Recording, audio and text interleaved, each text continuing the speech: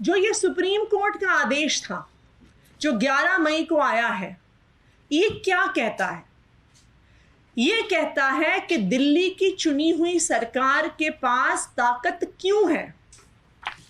Supreme court ने कहा कि 3 संवैधानिक सिद्धांतों के आधार पर दिल्ली की चुनी हुई सरकार के पास ताकत है। पहला सिद्धांत, इस देश का संघीय ढांचा यानी federal structure of the constitution. Supreme court के आदेश ने कहा कि federal structure of the constitution के प्रिंसिपल के आधार पर किसी भी राज्य की सरकार की ताकत छीनी नहीं जा सकती है। कि अगर केंद्र सरकार को ही सारी ताकत देनी होती तो इस देश के संविधान निर्माता एक संघीय ढांचा क्यों बनाते। तो सबसे पहला सिद्धांत जो सुप्रीम कोर्ट ने रखा कि federal structure of the constitution से दिल्ली की चुनी हुई सरकार के पास ताकत है। दूसरा सिद्धांत, सुप्रीम कोर्ट की संवैधानिक पीठ ने कहा कि दिल्ली की चुनी हुई सरकार के पास लोकतंत्र के सिद्धांत के आधार पर ताकत है कि अगर संविधान ने आर्टिकल 239AA के तहत दिल्ली में एक चुनी हुई सरकार बनाई है, दिल्ली में एक लेजिस्लेटिव असेंबली बनाई है, तो लोकतंत्र के सिद्धांत के आधार पर दिल्ली की चुनी हुई सरकार के पास ताकत है कि जिस जनता ने उसको वोट दिया है, विल ऑफ द पीपल को इंप्लीमेंट करना उस चुनी हुई सरकार का अधिकार है। तीसरा संवैधानिक सिद्धांत, सुप्रीम कोर्ट ने कहा कि अफसरों की चुनी हुई सरकार के प्रति जवाबदेही ये भी एक संवैधानिक सिद्धांत है और इसलिए जरूरी है कि दिल्ली की चुनी हुई सरकार के प्रति अफसरों की जवाबदेही हो, वरना चुनी हुई सरकार विल ऑफ द पीपल यानी जनता की इच्छा, जनता की राय को इंप्लीमेंट नहीं कर सकती है। तो सुप्रीम कोर्ट की संवैधानिक पीठ ने ये 3 सिद्धांतों के आधार पर, 3 संवैधानिक सिद्धांतों के आधार पर ये कहा कि दिल्ली की चुनी हुई सरकार के पास पूरी ताकत है। किस चीज की ताकत है? अफसरों की जवाबदेही की ताकत है, अफसरों की ट्रांसफर पोस्टिंग की ताकत है, भ्रष्ट अफसरों पर एक्शन लेने की ताकत है। सुप्रीम कोर्ट के इस आदेश का मतलब क्या हुआ, जिसे कहते हैं इन अ नटशेल, सुप्रीम कोर्ट के आदेश का मतलब ये हुआ कि अगर दिल्ली की जनता ने अरविंद केजरीवाल को चुन के भेजा है तो निर्णय लेने की ताकत अरविंद केजरीवाल के पास है। ये देश का संविधान कहता है।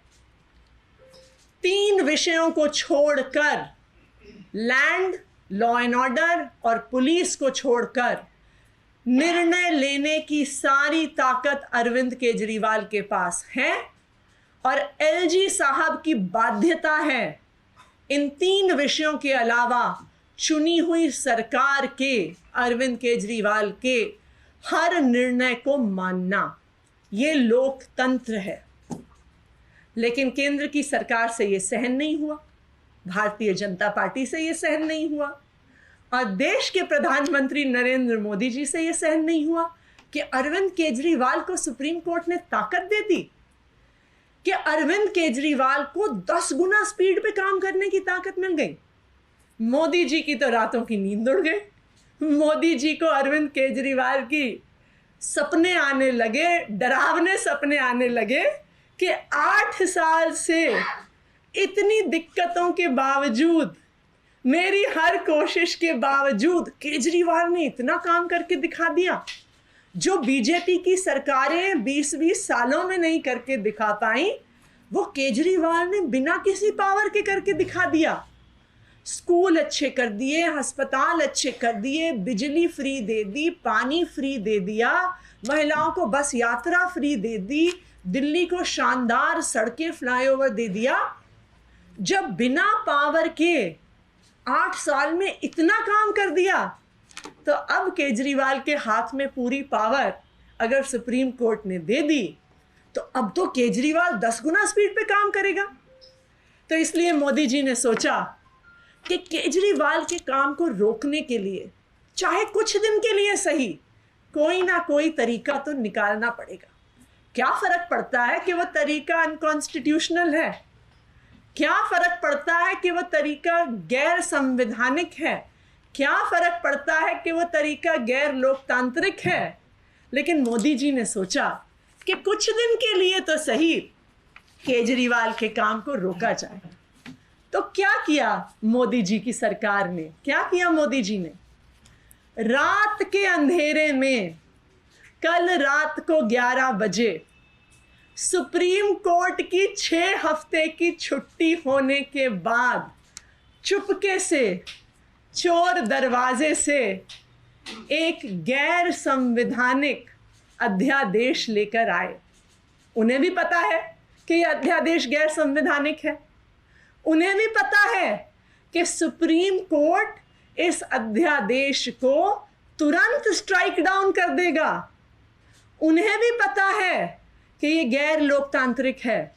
लेकिन उन्होंने सोचा कि अब तो सुप्रीम कोर्ट की 6 हफ्ते की छुट्टी हो गई, तो उन्होंने कल का इंतजार किया।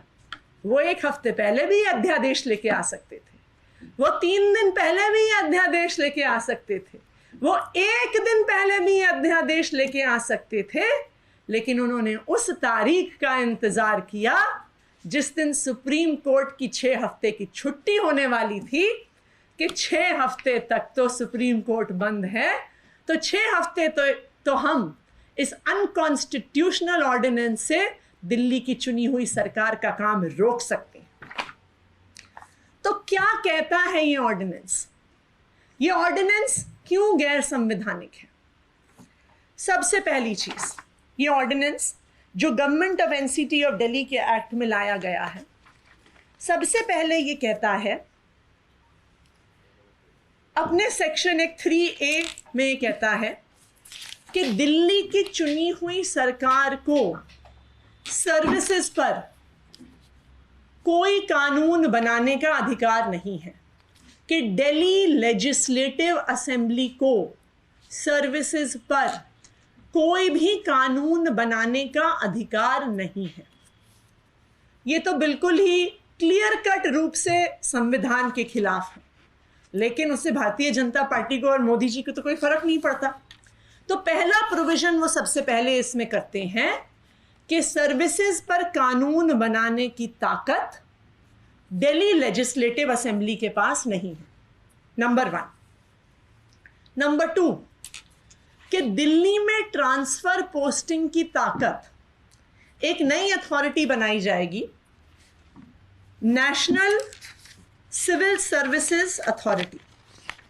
क्या होगी ये national capital civil service authority? Transfer posting के लिए एक नई अथॉरिटी बनाई जाएगी, national capital civil service authority. इस अथॉरिटी में 3 मेंबर होंगे। इसके चेयरपर्सन होंगे दिल्ली के मुख्यमंत्री, इसके मेंबर होंगे दिल्ली के चीफ सेक्रेटरी, और इसके मेंबर होंगे दिल्ली के होम सेक्रेटरी। लेकिन दिल्ली के चीफ सेक्रेटरी को दिल्ली की चुनी हुई सरकार नहीं अपॉइंट करेगी, दिल्ली के चीफ सेक्रेटरी को केंद्र सरकार अपॉइंट करेगी। दिल्ली के होम सेक्रेटरी को भी दिल्ली की सरकार नहीं अपॉइंट करेगी, दिल्ली के होम सेक्रेटरी को भी केंद्र सरकार अपॉइंट करेगी। तो ये जो national capital civil service authority बनेगी, उसमें दिल्ली के चुने हुए मुख्यमंत्री चेयरपर्सन तो होंगे, पर वो माइनॉरिटी में होंगे, वो निर्णय नहीं ले पाएंगे, क्योंकि national capital civil service authority, ये अध्यादेश कहता है कि national capital civil service authority सिर्फ और सिर्फ मेजॉरिटी से डिसीजन लेगी। तो इसमें जो भी निर्णय होगा वो केंद्र सरकार के 2 ब्यूरोक्रेट्स के अनुसार होगा, दिल्ली की चुनी हुई सरकार के अनुसार नहीं होगा। और ना सिर्फ इतना, अगर गलती से इस नेशनल सिविल सर्विस अथॉरिटी ने कोई ऐसा निर्णय ले लिया जो केंद्र सरकार को पसंद नहीं है, तो उस निर्णय को पलटने का अधिकार लेफ्टिनेंट गवर्नर के पास होगा। इसका मतलब ये हुआ कि पहले तो कोई निर्णय हो नहीं पाएगा चुनी हुई सरकार के द्वारा, लेकिन अगर गलती से भी ऐसा निर्णय हो गया तो फाइनल पावर उस निर्णय के ऊपर एलजी साहब के पास रहेगी। यानी दिल्ली सरकार में अफसरों की पावर, चुनने की पावर, ट्रांसफर पोस्टिंग की पावर, भ्रष्ट अफसरों पे एक्शन लेने की पावर दिल्ली की चुनी हुई सरकार के पास नहीं रहेगी, केंद्र सरकार के पास रहेगी। तो कुल मिलाकर जो अध्यादेश कल रात में आया है, अगर मैं कहूं कि इन अ नटशेल ये अध्यादेश क्या कहता है, तो ये अध्यादेश कहता है कि चाहे दिल्ली की जनता केजरीवाल को चुन के भेजे, चाहे दिल्ली की जनता अरविंद केजरीवाल को विधानसभा में 90% की ज़्यादा सीटों से जिता के भेजे, लेकिन दिल्ली को केजरीवाल नहीं चलाएगा, दिल्ली को केंद्र सरकार चलाएगी। ये कहता है ये अध्यादेश जो रात के अंधेरे में कल केंद्र सरकार लेकर आई।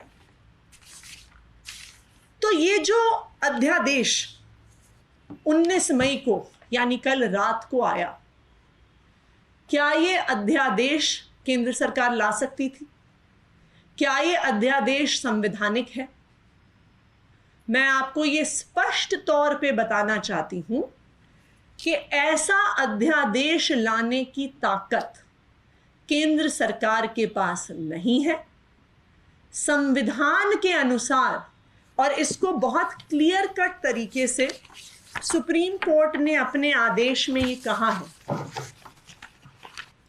और मैं आपको ये पढ़ के दिखाती हूं। पैराग्राफ 160 जो सुप्रीम कोर्ट की कॉन्स्टिट्यूशन बेंच ने कहा है, the involvement of the union of India in the administration of NCTD is limited by constitutional provisions, and any further expansion would be contrary to the constitutional scheme of governance.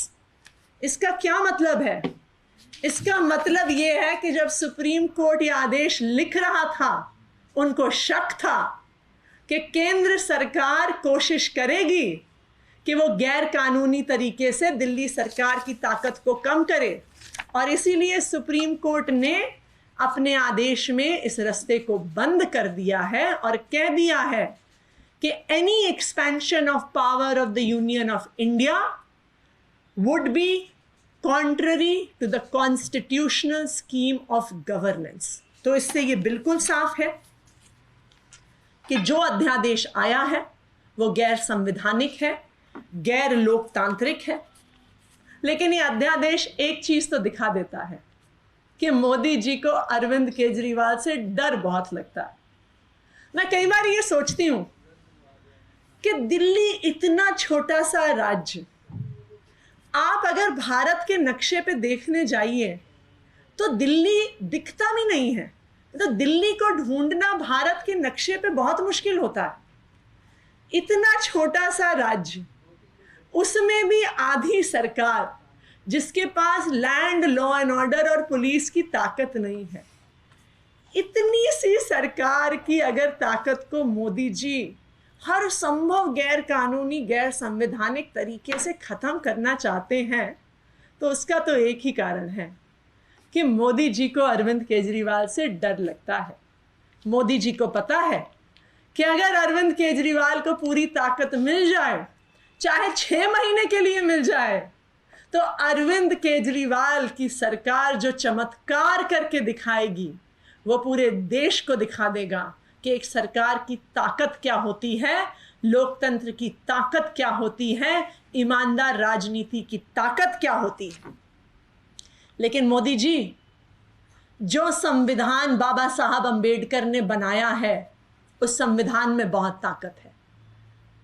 उस संविधान ने एक लोकतांत्रिक सरकार बनाई है, उस संविधान ने एक संघीय ढांचा बनाया है, उस संविधान ने अफसरों को चुनी हुई सरकार के अधीन बनाया है, क्योंकि आखिरकार इस संविधान ने, बाबा साहब अंबेडकर के संविधान ने जनता को ताकत दी है।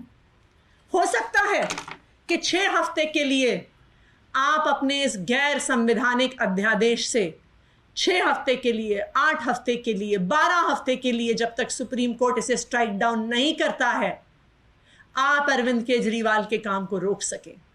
लेकिन आप ये याद रखिएगा कि अरविंद केजरीवाल को ताकत दिल्ली की जनता ने दी है, बाबा साहब अंबेडकर के संविधान ने दी है। आप उस ताकत को नहीं ले सकते।